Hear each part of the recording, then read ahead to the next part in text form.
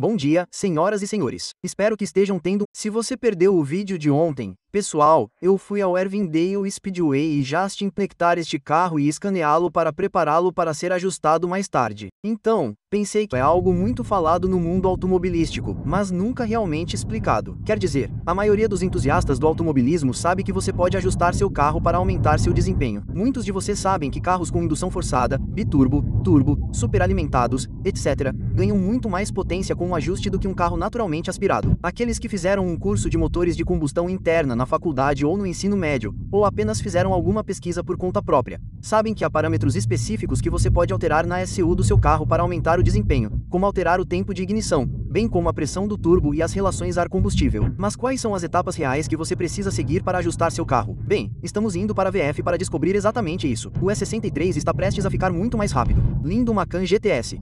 Adoro essa cor vermelha. Ah, sim, e aquele Toyota Matrix também. Alguns carros incríveis hoje. R8 de primeira geração recém-superalimentado.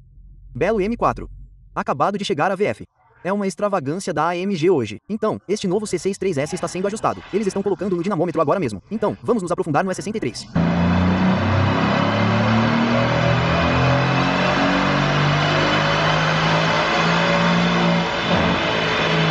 Essa coisa é um monstro absoluto. Mesmo a pintura exata do meu carro também. Cinza Celonita Magnum. Alguns números básicos antes do C63 ser ajustado.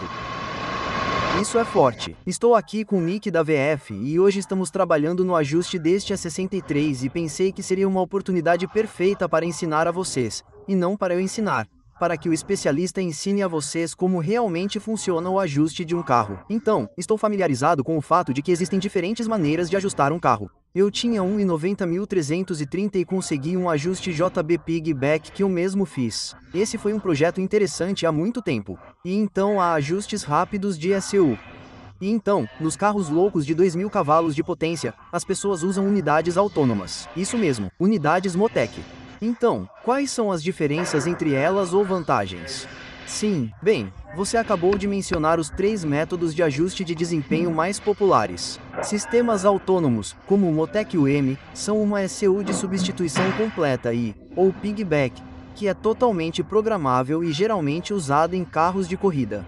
Mas estamos falando de carros de rua aqui e outras alternativas são os módulos Piggyback, que você mencionou que usou em um de seus BMWs.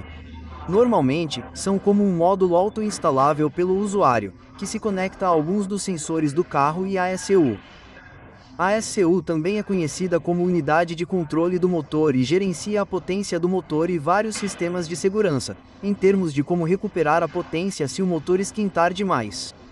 Portanto, os piggybacks normalmente interceptam ou se conectam aos sinais dos sensores do carro antes que eles sejam enviados ao computador do motor. Por meio de uma programação cuidadosa, eles também podem aumentar a potência do motor acelerando os turbos, aumentando o tempo de ignição, adicionando mais combustível, várias coisas que o motor gostaria de ver para gerar mais potência. O que fazemos na VF é o ajuste da ECU. Pegamos a ECU original, abrimos, lemos o software de fábrica e ajustamos os parâmetros para gerar mais potência no motor.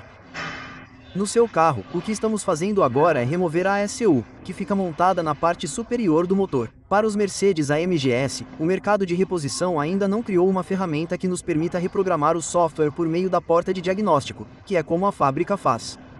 O que faremos aqui é abrir a ECU, ler o software do processador, recalibrá-la na bancada, reprogramar a ECU, colocá-la de volta no carro, colocá-la no dinamômetro e mostrar quanta potência ela gera. Você mencionou brevemente algumas características que permitem alterar o boost, o ponto de ignição e as relações ar-combustível.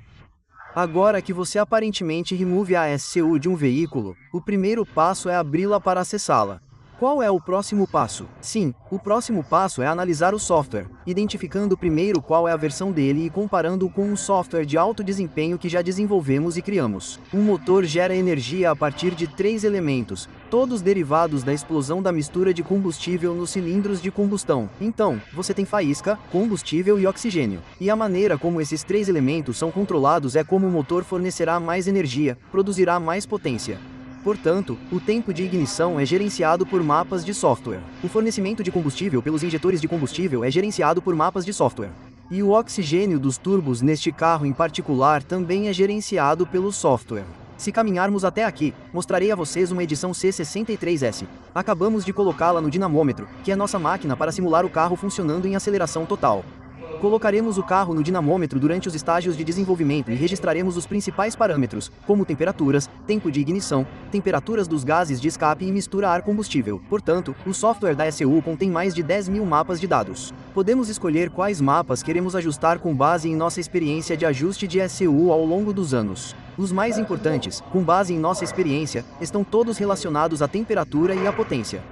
Portanto, os fabricantes de automóveis definirão a maneira como o motor manterá sua segurança com base no gerenciamento de torque e no gerenciamento de calor. O gerenciamento de calor é vital para retardar ou restringir a potência caso o carro seja dirigido em certas condições que o sobrecarreguem.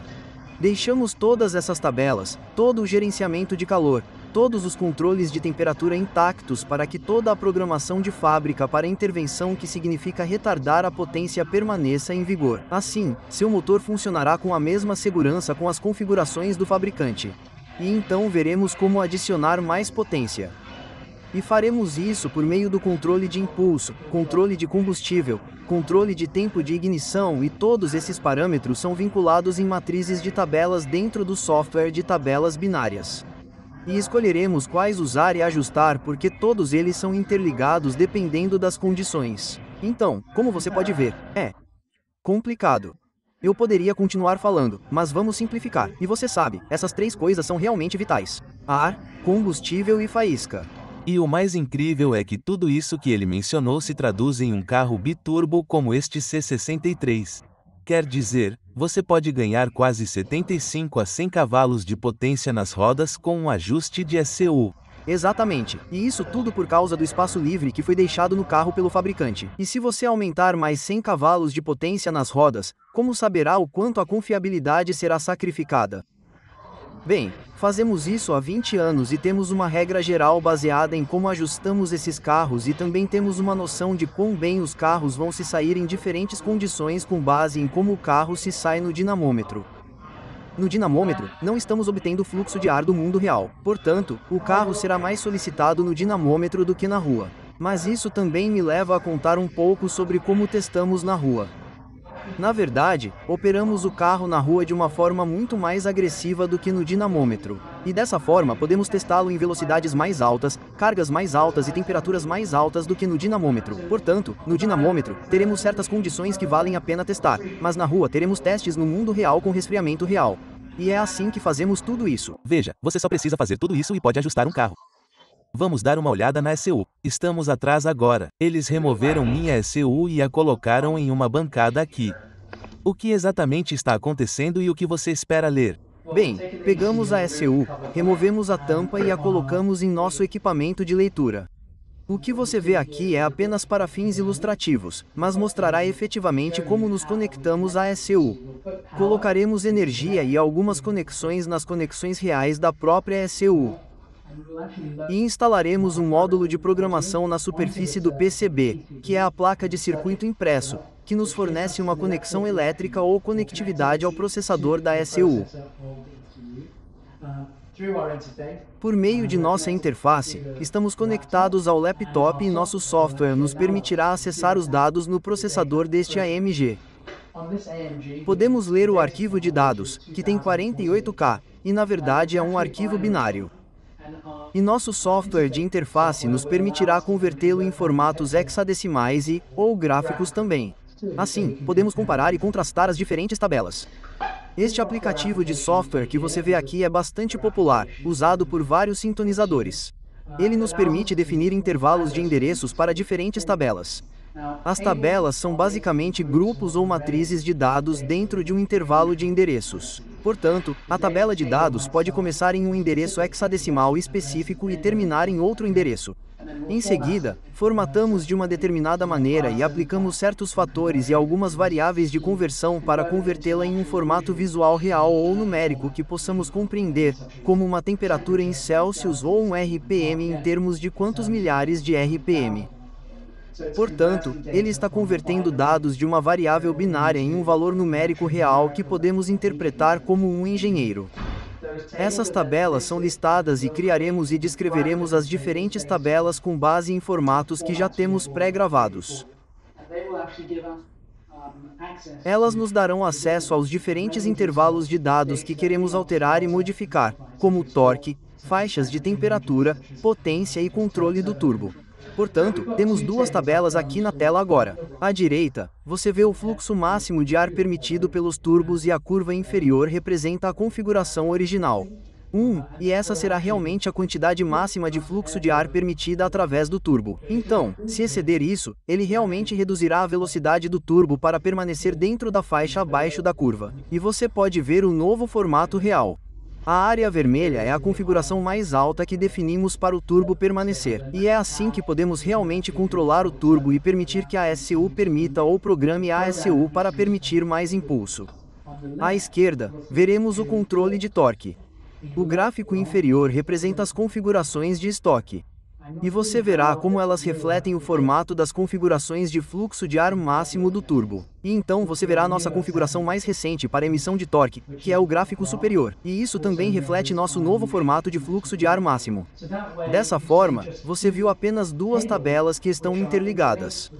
São duas funções separadas, mas há milhares de funções dentro do software da ECU que requerem uma relação entre si e para que todas operem dentro de certas faixas. Portanto, diferentes funções controlarão diferentes aspectos de como o motor gera potência. E então, com uma configuração como essa, onde você tem que remover a ECU depois de concluir todo o processo de desenvolvimento, como aconteceu com o C63, e você tem os números específicos, para cada parâmetro diferente, então você pode basicamente colocá-lo na bancada, digitar algumas coisas relativamente rápido e, em seguida, colocá-lo de volta no carro e testá-lo no dinamômetro. Sim, exatamente. Então, depois de lermos o software, podemos identificar qual versão específica é porque há muitas versões diferentes. E então pesquisaremos em nossas bibliotecas de programação pré-determinada que desenvolvemos e testamos. E então podemos traduzir conversões e criar uma versão para esse número de peça específico, se for algo que ainda não fizemos. Depois de remover esta tampa do motor de plástico e fibra de carbono, estou começando a sentir que fui totalmente enganado por esta opção de fibra de carbono de US $1.500. Quer dizer, é como a quantidade de fibra de carbono que você obteria em uma capa de iPhone X Opa. Então, não vamos ajustar o E63 hoje. Nós apenas retiramos a ECU para que eles pudessem fazer uma varredura, ler os dados e, em seguida, demonstrar a vocês como ajustar um carro. Mas, em um futuro próximo, essa coisa vai ser ajustada. Ganhos esperados em torno de 100 cavalos de potência nas rodas, o que pode levar isso no virabrequim para cerca de 750 cavalos de potência, o que é absolutamente insano, considerando que este é meu carro de uso diário. Então, aperte o botão de inscrição e fique ligado para isso. Sempre fui apaixonado pelo visual da primeira geração do Audi R8, especialmente nesta cor com aqueles HRE. Parece fantástico. Ele acabou de receber o kit VF Supercharger. E, em um futuro próximo, vou realmente analisá-lo. Um carro tão lindo. Adorei as linhas dele. Vamos dar uma olhada na traseira. Aqui está. O Supercharger. Este também é um Addition One C63S com especificações excelentes, e eu gosto do que ele fez com ele. Não sou fã do logotipo da bandeira quadriculada no painel de instrumentos que os carros Addition One têm, e o mesmo vale para muitos detalhes amarelos ao redor das rodas e da faixa sobre o capô. Parece muito mais limpo e tudo de uma cor.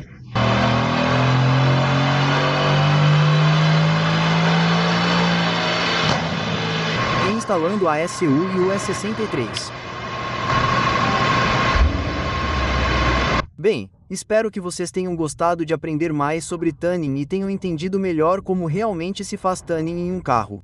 Muito legal, muito específico e detalhado, mas tudo se resume a alguns princípios fundamentais. Foi revelador para mim também. Mal posso esperar para que em algumas semanas este carro tenha potencialmente 750 cavalos de potência. Você consegue imaginar o quão rápido isso vai ser quando já derrotou um Audi R8 V10?